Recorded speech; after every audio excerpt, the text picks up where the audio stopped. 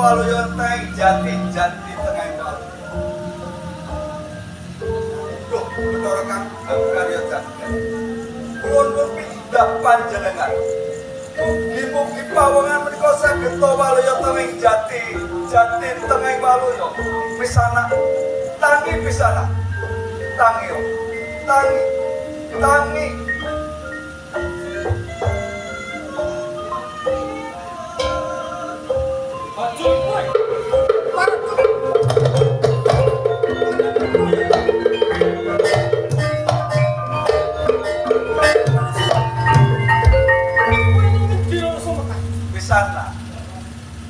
Pisana. Aduh, nyuwun pangapunten.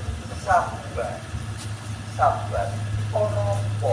Kok sliramu banjur kaya dundang-dindang goleki bajul kuring to perkara apa? Nyuwun pangapunten.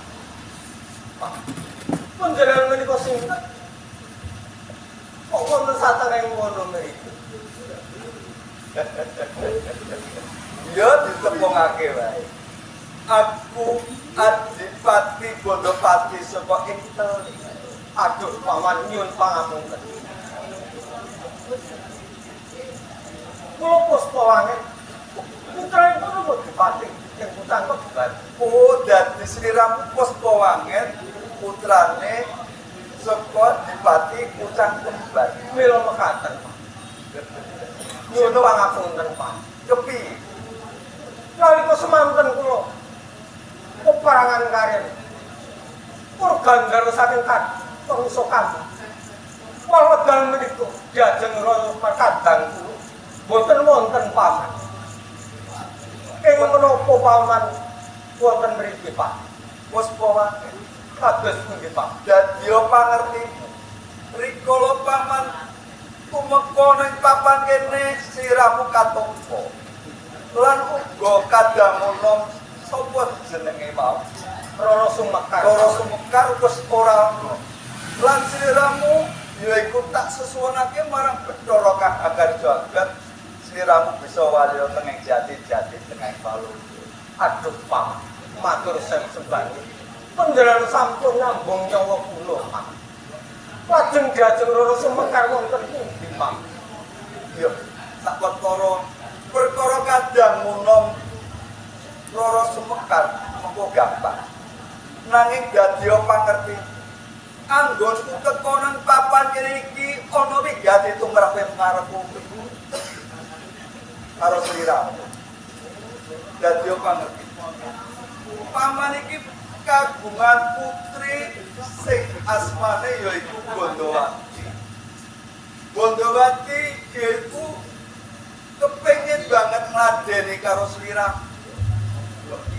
Sak upama sliramu tak boyong ning Kadipaten Kering, tak dhawuhake karo putraku Nini Gondowati. Aduh, Pak. Saestunipun awrat menggaing kula. Dalar paman sampun wilujengaken kula. Namung ingkang dados lateng manah. Kula pisankan diajeng Rara Sumekar, kamangka menika lagi dudung-dudung generasi sopaman. Perkara iki mengko paman bakal paring pambantu karo sliramu. Nanging sing baku sliramu wektu dina iki aku njaluk tulung karo sliramu saiki ayo sowan menyang Kadipaten Kering tak temokake karo putraku Nini Gondowati. Pujian wonten. Kula mung derek, monggo paman putra derek. Ayo paman derek.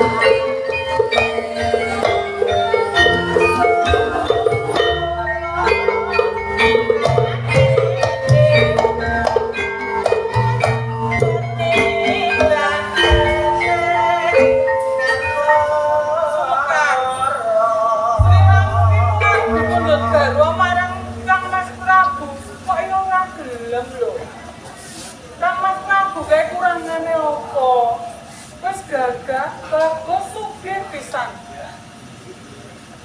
Katresnan ki ora diukur saka kaya ngono kuwi. Bandha donya brono ora ana gunane yen dibanding karo katresnan. Tresno kuwi dalanan saka kulino Sumekar. Kuwi rak mungguh. Mergone sliramu kuwi kadange. Lah yo aku yo arep kakangku kae iki tresno seneng barang sliramu nganti kedadan malah sliramu Sumekar. Piyanan yo. Aku ora tresno. Nek kudu tak ngene iki lemot juga karo kakangku.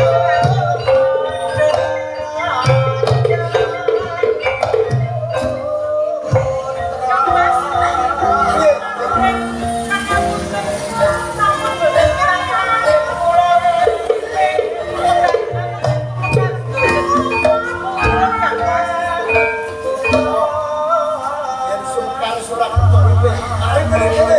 Wis kono. Ayo mriko boro. Ayo akan dawuh Kang Mas. Sumekar.